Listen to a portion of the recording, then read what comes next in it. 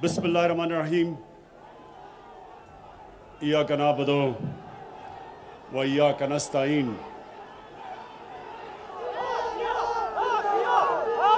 जनाब chief minister Pakhtunkhwa Mahmood Khan, मेरे वज़रा, मेरे एमपीज़ और मैंगोरा के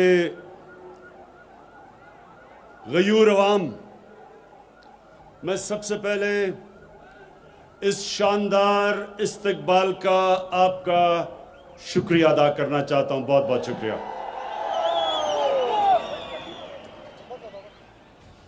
मैं महमूद खान को आज खास मुबारक देना चाहता हूं दो चीज़ों की।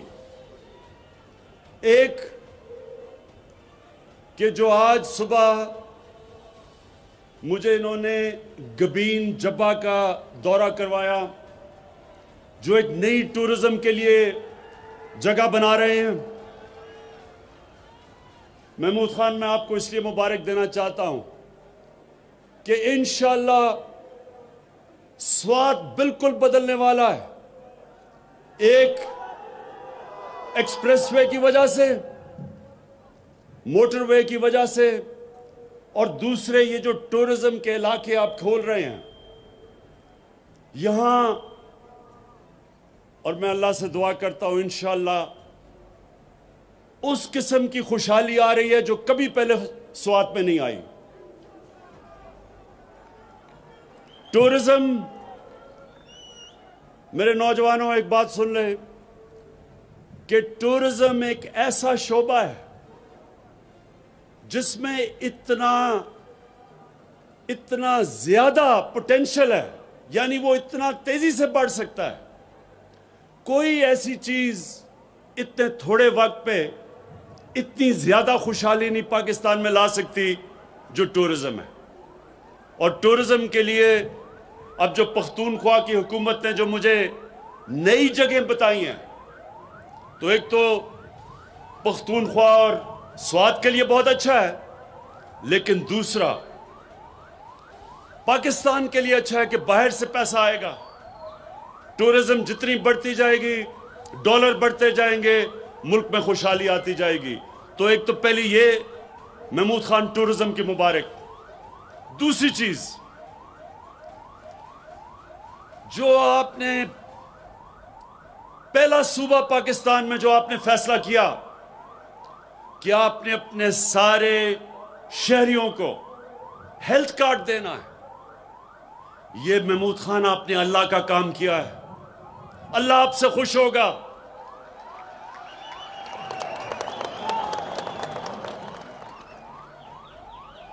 मेरे नौजवानों, एक प्राइम मिनिस्टर अपनी अवाम का बाप की तरह होता है, और बाप अपने बच्चों की तरबियत करता है। तो मैं आप सबको आज सबको एक चीज बताना चाहता हूं कि जब आप नमाज पढ़ते हैं तो आप अल्लाह से एक चीज मांगते हैं कि अल्लाह मुझे उनके रास्ते पे लगा जिनको तूने नेमतें बख्शी, उनके नहीं जो गलत रास्ते पे चले गए। नौजवानों, मेरी बात सुन लें। सारा वक्त आपकी जिंदगी में आपके सामने दो रास्ते आएंगे। एक रास्ता आपकी अजमत का रास्ता, जिसको अल्लाह ने नेमतें बख्शी, और दूसरा आपकी तबाही का रास्ता। जो अल्लाह ने सबसे ज्यादा नेमतें बख्शी, वो कौन सा इंसान था? वो आपके नबी सल्लल्लाहु अलैहि वसल्लम थे, अल्लाह के हबीब थे। और अल्लाह ने आपको कुरान में कहा है कि उनके रास्ते पे चलो, उनकी सुन्नत पे चलो। अल्लाह का हुक्म है कि उनकी सुन्नत पे चलो। तो उनकी सुन्नत, एक तो उनका किरदार था, दुनिया के सबसे अजीम लीडर थे वो। ना कभी ऐसा लीडर आ सकता है, ना कभी आएगा, ना कभी ऐसा अजीम इंसान आ सकता है, ना आएगा, ना पहले कभी आया है। और दूसरी उनकी सुन्नत मदीना की रियासत थी, और मदीना की रियासत में दो चीजें थी। सबसे पहले इंसानियत का निजाम था, और दूसरा कानून की बालादस्ती थी। कानून के सामने सब एक बराबर थे। और वो मदीना की रियासत की वजह से, उस मॉडल से मुसलमानों ने कई सदियों तक दुनिया की इमामत की। तो आज हम जो पाकिस्तान बना रहे हैं वो मदीना के रियासत के असूलों पे, सबसे पहला असूल इंसानियत का। और जो महमूद खान आपने फैसला किया कि सारे पख्तूनख्वा के लोगों को आप हेल्थ कार्ड देंगे, हेल्थ इंश्योरेंस देंगे, यानी 10 लाख रुपया एक खानदान के पास होगा। किसी भी अस्पताल में अपना इलाज करवाना चाहे 10 लाख रुपए तक करवा सकेगा। ये इतनी बड़ी नेमत है नौजवानों, ये इतनी बड़ी नेमत है। एक गरीब घर में बीमारी होती है और उस गरीब घर में पैसा नहीं होता इलाज करवाने का। सोचें उस घर पे क्या गुजरती है। वो बेचारे कर्जे लेते हैं, घर मकरूज हो जाता है, अपने करीबी बच्चों को, मां बाप के इलाज करवाते करवाते घर कब कर्जों में चल जाता है। इसलिए इतनी बड़ी नेमत के एक घर में इत्मीनान होगा कि अगर कोई बीमार, मेरा बाप बीमार हो, मां हो, मेरे बच्चे हो, मेरे पास हेल्थ कार्ड होगा। किसी भी अस्पताल में, गवर्नमेंट का अस्पताल या प्राइवेट हॉस्पिटल, किसी भी अस्पताल में जाके मैं इलाज करवा सकूंगा। मुबारक देता हूं मैं आपको, महमूद खान और पख्तूनख्वा के लोगों को। और इसके साथ साथ इंशाअल्लाह जो और हम चीजें कर रहे हैं, जो नया पाकिस्तान हाउसिंग, ये पहली दफा पाकिस्तान में होगा कि गवर्नमेंट ऐसे घर बनाएगी कि गरीब आदमी किस्तों में घर खरीद सकता है। जो वो किराया देता है उस किराए की जगह वो किस्तें देगा और उसका अपना घर हो जाएगा। सबसे ज्यादा जरूरत एक इंसान को अपने घर की होती है, अपनी छत की होती है, और आम आदमी के पास पैसा नहीं होता कि अपना घर बना सके। इसलिए ये जो दूसरी चीज हम करने जा रहे हैं, ये भी इंशाल्लाह पाकिस्तान में पहली दफा होगी। देर हमें इसलिए लगी कि जो कानून था, एक फोरक्लोजर लॉ कानून था, वो अदालतों में 2 साल से था। अल्लाह का शुक्र है कि वो कानून, वो अदालतों से फैसला हो गया है, और अब इंशाअल्लाह हम वो निकल जाएंगे उस सफर पे कि हमारे लोगों को, जो गरीब लोग हैं, जो तनख्वाहदार हैं, जो मजदूर हैं, उनको मौका मिलेगा अपना घर लेने के लिए। कि पाकिस्तान में हम एक तालीमी निजाम लेके आ रहे हैं। यह हमारी 73 साल की तारीख में पहली दफा होगा। मीडियम और फिर दीनी मदरसे इंशाअल्लाह जो एक तालीम का निजाम लेके आ रहे हैं, ये पहली दफा पाकिस्तान की तारीख में होगा। मौका मिलेगा गरीब घरानों से बच्चों को ऊपर आने का। वो भी ऊपर आ सकते हैं, वो भी प्रोफेसर बन सकते हैं, टीचर बन सकते हैं, डॉक्टर बन सकते हैं।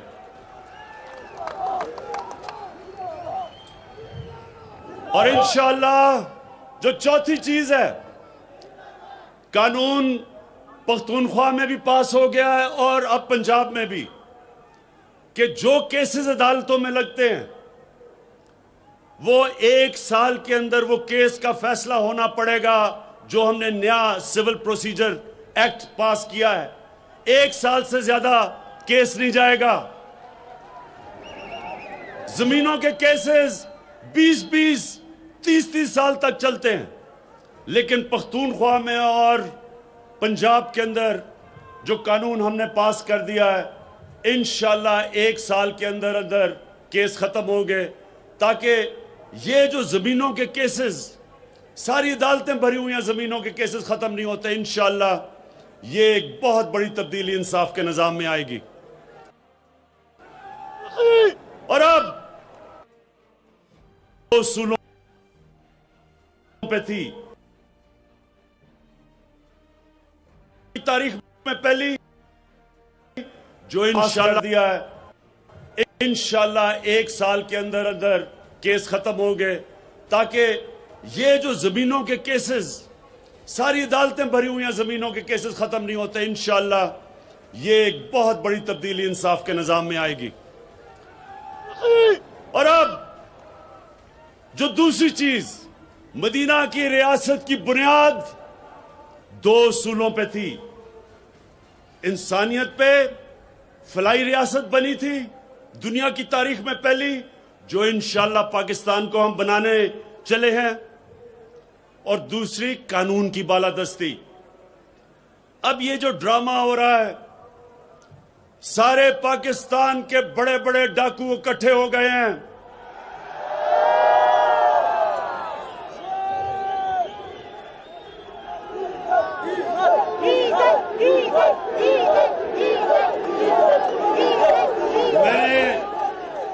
मैंने सारे पाकिस्तान के डाकुओं का नाम लिए, डीजल का नाम नहीं लिया। सब इकट्ठे हो गए हैं। अच्छा, अब ये चाह क्या रहे हैं? ये सुने, ये क्या चाह रहे हैं मेरे से? ये क्या चाह रहे हैं?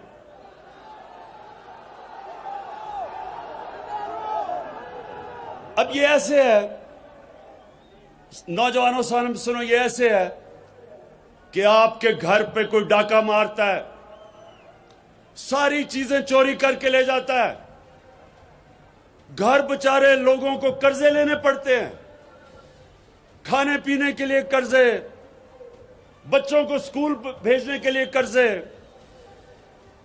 अस्पतालों के लिए इलाज के लिए कर्जे। तो वो घर, मुकरूज जो घर होता है, वो जाके उन डाकुओं को पकड़ता है, कहता है मेरा पैसा वापस करो।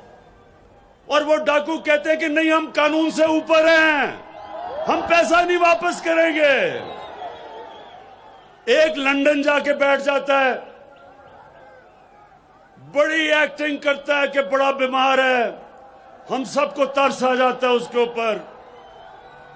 बेचारी औरतें उसकी शक्ल देख के रोना शुरू हो जाती हैं। अदालतों को भी तरस आ जाता है कि इमरान खान इसको बाहर जाने दो। मैंने वैसे अदालतों को कहा, मैंने कहा कम से कम पैसे तो रख लो, 7 अरब रख लो बाहर जाने से पहले, क्योंकि ये पैसे का तो पुजारी है, पैसे की तो पूजा करता है ये। बहरहाल वो बाहर चला गया। पहले तो कोशिश की उसने कि किसी तरह एनआरओ मिल जाएगा, बड़ी कोशिश की उसने। उसकी बेटी भी यहां चुप, वो भी चुप, पूरी कोशिश की एनआरओ मिल जाएगा। लेकिन वो ये जानता है कि इमरान खान एनआरओ नहीं देने लगा।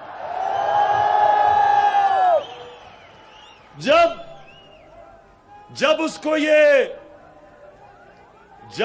ये इल्म हो गया कि अब जो मर्जी ब्लैकमेल करे, इमरान खान एनआरओ नहीं देगा, उसने जो अब गेम शुरू की है बाहर बैठ के,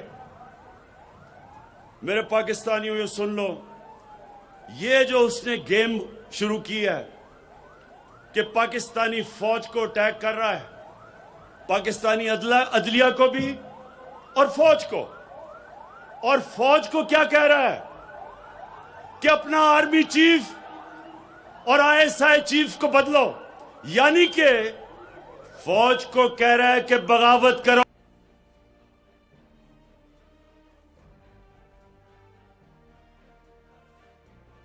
औरतों का एहतराम है, उसका फायदा उठाते हुए वो वो जबान इस्तेमाल कर रही है एक उस फौज के खिलाफ जो हर रोज अपनी कुर्बानियां दे रही है इस मुल्क के लिए, जिधर एक इंतहा पसंद, एक हमारा मुखालिफ हिंदुस्तान में जो प्राइम मिनिस्टर, एक इंतहा पसंद जो इस्लाम से भी, मुसलमानों से नफरत करता है, जो कश्मीर में जुल्म कर रहा है, जिनका सिक्योरिटी एडवाइजर धमकियां दे रहा है पाकिस्तान को, जो दहशतगर्दी कर रहे हैं पाकिस्तान में, उस वक्त अपनी फौज के खिलाफ जो जुबान इस्तेमाल कर रही है, मैं आपको यकीन दिलाता हूं कि कोई और मुल्क होता आज उसको जेल में डालते,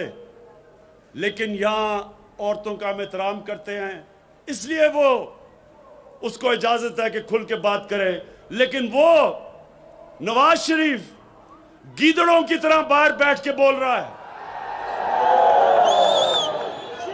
बेटे भी बाहर भागे हुए हैं पैसा चोरी करके।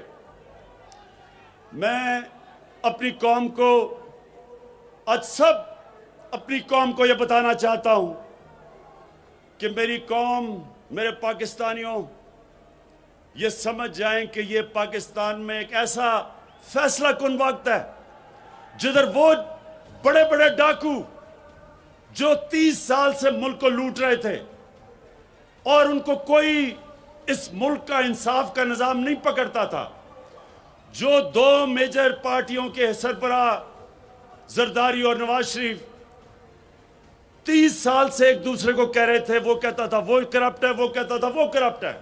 जरदारी को जेल नवाज शरीफ ने 2 दफा जेल में डाला, नवाज शरीफ के ऊपर केस जरदारी ने किए। आज दोनों इकट्ठे होके मेरे से एनआरओ मांग रहे हैं और ये पैगाम दे रहे हैं पाकिस्तान को कि ये कोई खास अल्लाह की मखलूक है जो कानून से ऊपर है। कानून की बालादस्ती का मतलब सब कानून के सामने एक बराबर है। ये कभी भी नबी सल्लल्लाहु अलैहि वसल्लम ने कहा था कि बड़ी कौम। खैबर पख्तूनख्वा में सेहत सहूलत कार्ड तकसीम करने की तकरीब, उसका इफ्तिताह किया। सवात में वज़ीर आज़म इमरान खान मौजूद अवामी इज्तिमा से खिताब कर रहे हैं। बेरोजगारी में चोरी करे लाखों की तो वो कितने साल जेल में रहता है, और जो लोग अरबों रुपए की चोरी करके मुल्क का पैसा बाहर ले जाएं, वो कहें कि हमें एनआरओ दे दो। क्या आप समझते हैं कि इसको एनआरओ देना चाहिए? नहीं, कोई ऐसे हैं जो समझते हैं कि उसको एनआरओ देना चाहिए। जिस दिन, नौजवानों ये सुन लो, जिस दिन मैंने अपनी कुर्सी बचाने के लिए इन डाकुओं को, जिस दिन मैंने एनआरओ दिया, मैं उस दिन अपनी मुल्क से सबसे बड़ी गद्दारी करूंगा। जनरल मुशर्रफ ने इस मुल्क को, इन दोनों को, शरीफ को और जरदारी को एनआरओ दे के सबसे बड़ा जुल्म किया पाकिस्तान से, क्योंकि जब वो एनआरओ दिया गया उसके बाद इन दोनों ने 10 सालों में पाकिस्तान का कर्जा 4 गुना ज्यादा बढ़ाया। 6,000 अरब से हमारा कर्जा 10 सालों में 30,000 अरब पे गया। 60 साल में हमारा कर्जा 6,000 अरब था। उस एनआरओ की वजह से हमारा कर्जा 30,000 अरब पे गया, जो आज हमें बोझ उठाना पड़ रहा है इनकी चोरी का। इसलिए पाकिस्तान के लोगों, ये समझ जाओ कि ये मुल्क तरक्की तब करेगा जब इस मुल्क में कानून की बालादस्ती होगी और पाकिस्तान एक फलाई रियासत बनेगा, जो कायदे आज़म और इल्लामा इकबाल का ख्वाब था। और इंशाअल्लाह मेरा ये वादा है कि मैंने पूरी तरह अपना पूरा जोर लगाऊंगा, अपना जोर लगा रहा हूं ये दो चीजों को करने के लिए, एक पाकिस्तान को फलाई रियासत बनाने के लिए और दूसरा पाकिस्तान के अंदर कानून की बालादस्ती कायम करने के लिए। मैं आखिर में आपका फिर से शुक्रिया अदा करता हूं। स्वात के लोगों, मलाकंड के लोगों, हमेशा आपने मेरी हौसला अफजाई की। आपका बहुत बहुत शुक्रिया।